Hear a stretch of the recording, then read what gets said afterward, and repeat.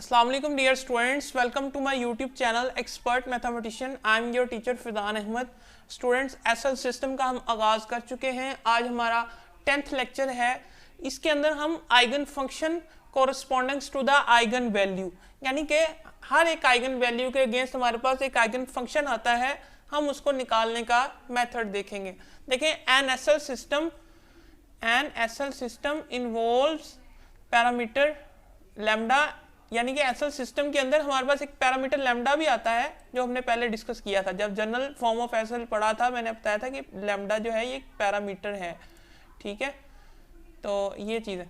देखो भाई, an SL system provides involves the parameter lambda a non zero solution, यानी हमारे पास जो u या y कोई भी हमारे पास जो आएगा वो नॉन जीरो क्या होना चाहिए, सोल्यूशन होना चाहिए। यहाँ पर मैं y लिख देता हूँ ताकि हम जो डिस्कस कर रहे हैं वो y के लिहाज से कर रहे हैं, ठीक है।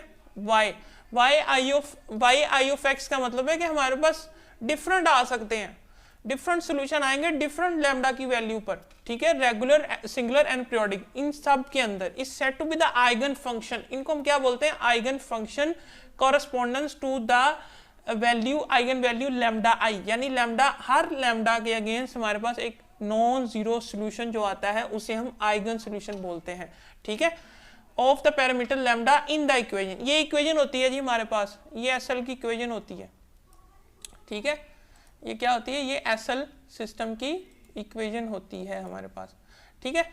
देखें, अब आगे हम ना मेथड देखेंगे कि किसी भी एक एसएल इक्वेशन में हम जो आइगन फंक्शन है डिफरेंट आइगन वैल्यू के कॉरस्पॉन्डेंस हम कैसे निकालते हैं। देखें, एग्जांपल मैंने ली हुई है यहाँ पर, given the regular solution, regular Sturm Liouville solution system, sorry, y double dash जमा lambda y is equal to 0, y double dash जमा lambda y is equal to 0, ये दिया गया जी हमारे पास।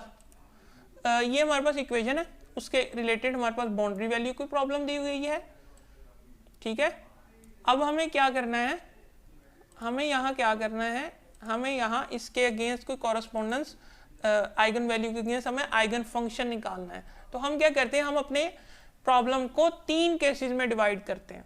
हम अपने प्रॉब्लम को 3 केसेस में डिवाइड करते हैं।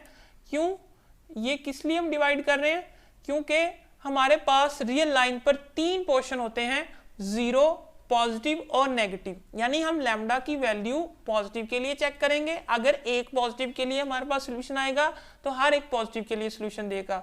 अगर लैम्डा की वैल्यू नेगेटिव के लिए एक इन जनरल हम चेक करेंगे कि अगर नेगेटिव के लिए एक के लिए सोल्यूशन देगा तो हर एक के लिए देगा, और 0 पर चेक करेंगे, ठीक है। 3 केसेस। फर्स्ट केस देखें, अगर हम लैम्डा को 0 पुट करते हैं, इसकी जगह लैम्डा 0 पुट करते हैं तो ये y भी 0 हो जाएगा और y double dash equal to 0 आ जाएगा। तो देखें, ऑन इंटीग्रेशन, ये सिंपल जो है वो डेरिवेटिव सेकंड ऑर्डर है। तो ऑन डबल इंटीग्रेशन जब एक दफ़ा करेंगे तो फिर a कांस्टेंट आएगा, जब दोबारा करेंगे तो ax प्लस b आएगा।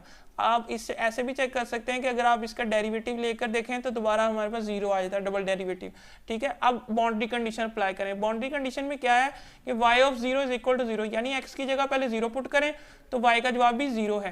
तो अगर हमने x की जगह यहाँ 0 पुट किया तो y का जवाब 0 रखा तो b हमारे पास क्या आ गया, 0। हमने बाउंड्री कंडीशन अप्लाई की, b 0 आया। इसी तरह अगर सेकेंड बाउंड्री कंडीशन अप्लाई करें तो a इसी तरह आ जाएगा और दूसरी तरफ 0, तो इसी तरह a भी हमारे पास 0 हो गया। तो जब दोनों a और b को अगर हम यहाँ पुट करें तो y क्या आ रहा है, 0। हमने क्या कहा कि हमारे पास ट्रिवियल सॉल्यूशन ना आए, नॉन जीरो सॉल्यूशन आए, तो तभी हम उसको क्या कहेंगे, आइगन फंक्शन कहेंगे। ये तो हमारे पास ट्रिवियल आ गया, तो there is no eigen function correspondence to the eigen value at lambda is equal to 0, यानी लैम्डा 0 पर हमारे पास कोई आइगन वैल्यू एग्जिस्ट नहीं करती, यानी आइगन फंक्शन हमें मिल नहीं रहा। अब अगर चेक करें केस 2 में, लैम्डा को पॉजिटिव पुट करते हैं, यानी कि पॉजिटिव वैल्यू लेते हैं, कोई एक जनरल पॉजिटिव वैल्यू लेंगे तो सबके लिए ये एग्जिस्ट करेगा। अगर एग्जिस्ट कर जाए, देखिए लैम्डा इज इक्वल टू, मैंने यहाँ पर क्या पुट किया, lambda is equal to u square. आप कुछ भी पुट कर सकते हैं, यहाँ पर आप lambda is equal to lambda भी पुट कर सकते हैं, ठीक है। यू स्क्वायर पुट कर लिया ताकि ज्यादा मेजर पॉजिटिव नजर आए, ताकि किसी एक नेगेटिव नंबर का स्क्वायर भी पॉजिटिव हो जाए, ठीक है।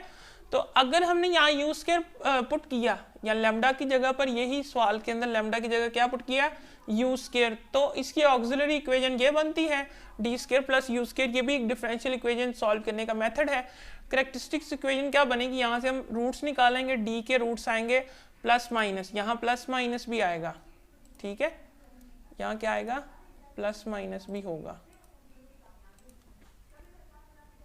प्लस माइनस, ठीक है, क्योंकि अब हमारे पास अंडर रूट लेने से प्लस माइनस यू आई आ रहा है। आयोटा क्यों आया, क्योंकि नेगेटिव, अंडर रूट नेगेटिव में आया, ठीक है। तो अगर प्लस माइनस की शक्ल में आए तो हम रूट्स ऐसे लिखते हैं y of x equal to a cos of u x जमा b साइन ऑफ यू, ये हम जानते हैं रूट्स को लिखना। अब बाउंड्री कंडीशन अगर अप्लाई करें तो y of 0 is equal to 0, यानी 0 पुट करने से 0 आया तो यहाँ पर a 0 आ जाएगा, a 0 को पुट करो y ऑफ x में, यानी यहाँ पुट करो तो सिर्फ b का जवाब आएगा। तो जब b का जवाब आएगा हमारे पास तो b साइन ऑफ u, यानी 1 पुट करने से दूसरी तरफ 0 है, तो b sine of u second boundary condition लगाने से तो क्या होगा, b नॉन जीरो आएगा। b क्या आएगा, नॉन जीरो, क्योंकि पॉसिबिलिटी क्या है हमारे पास, साइन u 0 हो जाए, साइन u 0 होने की पॉसिबिलिटी है, लेकिन b यहाँ पर नॉन जीरो, ठीक है।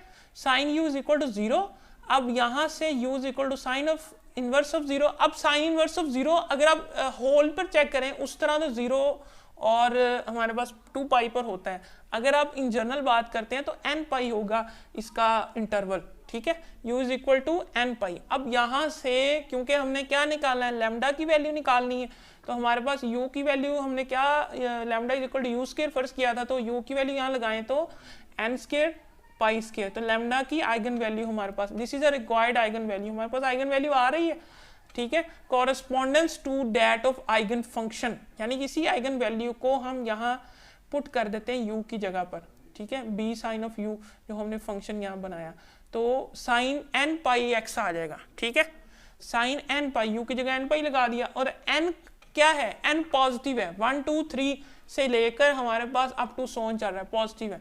तो इसी तरह हमारे पास आइगन फंक्शन मिल गया पॉजिटिव वैल्यू के लिए। नेगेटिव के लिए भी चेक करें तो there is no eigen function, eigen function नहीं मिलेगा, ठीक है। नेगेटिव के लिए अगर चेक करें, ये हमारे पास इस तरफ को होगा,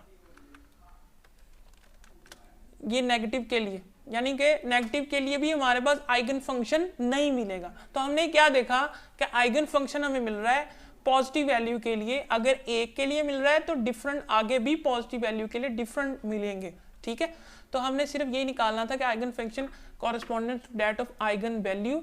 ये हमने प्रॉब्लम देखा, 10th लेक्चर था, इसी के अंदर हमने देखा कि आइगन फंक्शन हमें मिलता है किसी खास आइगन वैल्यू पर, तो उस फंक्शन को हम बोलते हैं आइगन फंक्शन, और वो जो वैल्यू होती है लैम्डा की उसे आइगन वैल्यू बोलते हैं।